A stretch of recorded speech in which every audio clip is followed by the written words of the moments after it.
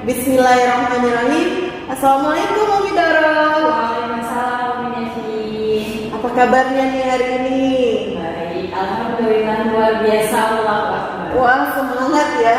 Walaupun siang ini masih berpuasa ya Umi Doro ya. Semangat. Semangat, Masya Allah. Umi Doro, yang pertama mohon maaf dulu nih udah mengganggu waktu pulang. Seperti yang kita ketahui, kemarin kita sudah mengatur jadwal ya kan. Umi Doro itu akan saya lakukan supervisi akademis ya kan. Dalam tahapan supervisi akademis ini kan ada 3 tahapnya ya Umi Doro. Yang pertama adalah pra-observasi, yang kedua adalah observasi, dan yang ketiga adalah pasca observasi. Jadi tujuan kita hari ini, kita mau berdiskusi ya Umi Doro ya, mengenai yang akan saya amati nanti ketika saya melakukan observasi di kelasnya Umi Doro ya. Oke, nah saya akan mengajukan beberapa pertanyaan ya Umi Doro. Umi Doro mengajar di kelas berapa sih? Alhamdulillah Umi Nevi, tahun ini saya yang mengangkat untuk menjadi guru di kelas 1 PMI. Oke, baik, mengajar di kelas 1 ya, Masya Allah. Kira-kira nanti ketika Umi Doro mau diobservasi, pelajaran apa yang akan dibawakan atau ditampilkan? Insya Allah nanti ketika saya diobservasi, saya akan membawakan mata pelajaran bahasa Indonesia tema 7 subtema 4 tentang materinya tentang ungkapan perintah. Oke, baik. Mata pelajaran yang akan dibawakan adalah bahasa Indonesia tema 7 ya, subtema 4. Materinya adalah tentang ungkapan perintah. Oke, baik. Kira-kira apa tujuan pembelajarannya ya Umi Doro? Oke, Umi Nevi, tujuan pembelajarannya itu ada 3. Yang pertama, setelah belajar tentang ungkapan kalimat perintah, peserta didik diharapkan mampu menganalisis apa itu kalimat perintah. Dan yang kedua, setelah belajar tentang ungkapan kalimat perintah, peserta didik diharapkan mampu menyusun kata dari kalimat perintah. Dan yang ketiga, peserta didik mampu menceritakan apa itu kalimat perintah. Oke, baik. Berarti ada 3 tujuan ya? Iya. Oke. Selama bulan Ramadan ini kan pembelajaran kita, maksudnya waktu pembelajaran kita lebih dipotong ya Umi Doro. Iya. Kira-kira dalam pertemuan berapa lama ya, berapa jam pelajaran untuk ketiga tujuan pembelajaran ini Umi Doro?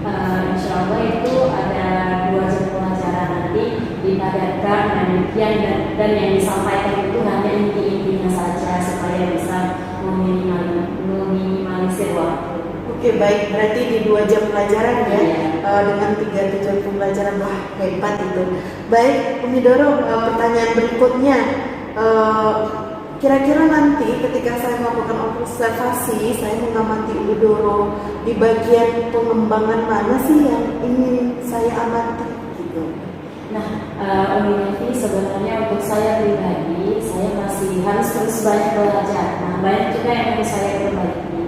Hanya saja untuk beberapa waktu ini, saya ingin mengembangkan diri saya kepada 2 permasalahan. Yang pertama, tentang memfokuskan peserta didik, dan yang kedua tentang memahami setiap karakteristik peserta didik saya. Wah, keren ya. Berarti ada 2 ya. Iya. Kalau fokus peserta didik, berarti ini dalam pengelolaan kelas. Yang kedua, memahami karakter ya. Nah, kira-kira nih, tadi udah ada 2 nih, fokus dan memahami karakteristik peserta didik. Nah, apa sih strategi yang Umi Doro lakukan untuk mengembangkan 2 kompetensi ini gitu? Oke. Nah, ada pun strategi yang harus saya lakukan untuk mengembangkan 2 kompetensi tadi itu. Yang pertama, untuk memfokuskan siswa itu saya harus melakukan speaking. Seperti yang kita ketahui bersama, kalau speaking itu sangat diperlukan ketika kita mengajar, di mana peserta didik itu pasti jenuh ketika belajar. Nah, dengan adanya speaking ini, peserta didik akan fokus kembali dan termotivasi kembali untuk mengikuti pelajaran yang kita sampaikan. Untuk yang kedua, strategi yang saya lakukan untuk memahami karakteristik peserta didik itu, saya harus melakukan pendekatan dulu kepada setiap peserta didik saya. Seperti itu. Oke, baiklah. Yang pertama ya, fokus itu Umi Doro melakukan ice breaking, ya kan? Iya benar ya. Ice breaking itu membuat anak-anak memang lebih fokus ya Umi Doro. Oke, yang kedua adalah memahami karakter peserta didik dengan melakukan pendekatan. pendekatan yang bagaimana ya Umi Doro? Nah, pendekatan yang saya lakukan itu kepada peserta didik itu yang pertama kepada anak yang kinestetik itu saya lakukan pendekatannya itu lebih terarah. Anak-anak itu aktif tapi aktifnya lebih terarah. Contohnya dari pelajaran itu biasa saya lakukan untuk anak kinestetik ini seperti menyusun kata atau menyusun kalimat. Jadi di mana anak kinestetik ini akan aktif gitu untuk menyusun katanya. Nah, terus kemudian untuk anak yang pendiam itu saya lakukan pendekatan, tapi pendekatannya itu lebih deep gitu, lebih mendalam supaya anak yang pendiam ini tadi tidak lagi malu dan dia lebih percaya diri untuk menyampaikan apa yang dia butuhkan atau apa yang dia perlukan seperti itu. Wah, keren ya strateginya ya.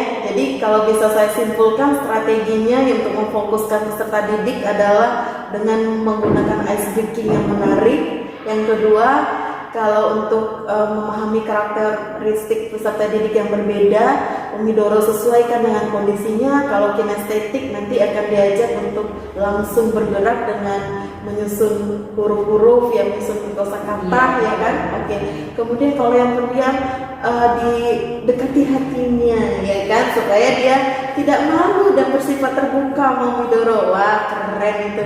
Sepertinya sudah terencana dengan baik nih untuk supervisinya, dan saya merasa Umi Doro sudah sangat siap ini untuk supervisinya. Wah, Insya Allah. keren. Saya jadi nggak sabar nih Umi Doro untuk melihat Umi Doro ketika mengajar, Masya Allah.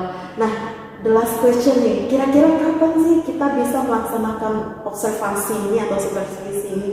Oke, Umi Devina, untuk pelaksanaannya itu sebenarnya saya bisa di hari apa aja. Hanya saja menurut saya waktu yang lebih efektif itu di hari Rabu tanggal 5 April 2023. Saya memilih hari itu dikarenakan di situ saya belajar pelajaran bahasa Indonesianya, Umi Devina. Oke, baik, di situ ya, karena ada jam pelajaran bahasa Indonesianya ya. Iya. Wah, keren. Insya Allah ya Umi Doro, Allah lancarkan segala rencana kita ya. Amin. Oke, dan saya sangat sabar sekali mau mengamati Umi Doro ketika mengajar nanti. Baiklah, Umi Doro, terima kasih banyak ya karena sudah meluangkan waktunya untuk kita berdiskusi hari ini. Jadi saya bisa memahami apa yang nanti akan saya amati, apa yang akan saya observasi ya, khususnya untuk pengembangan diri Umi Doro ya, bagian mananya. Insya Allah nanti saya akan fokuskan sesuai dengan apa yang Umi Doro sampaikan tadi. Oke, terima kasih ya Umi Doro.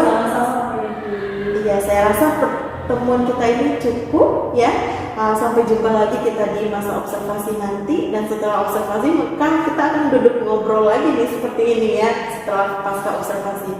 Baik, saya tutup ya kalau kita hari ini dengan mengucapkan salam. Assalamualaikum warahmatullahi wabarakatuh. Waalaikumsalam warahmatullahi wabarakatuh. Terima kasih Umi Doro.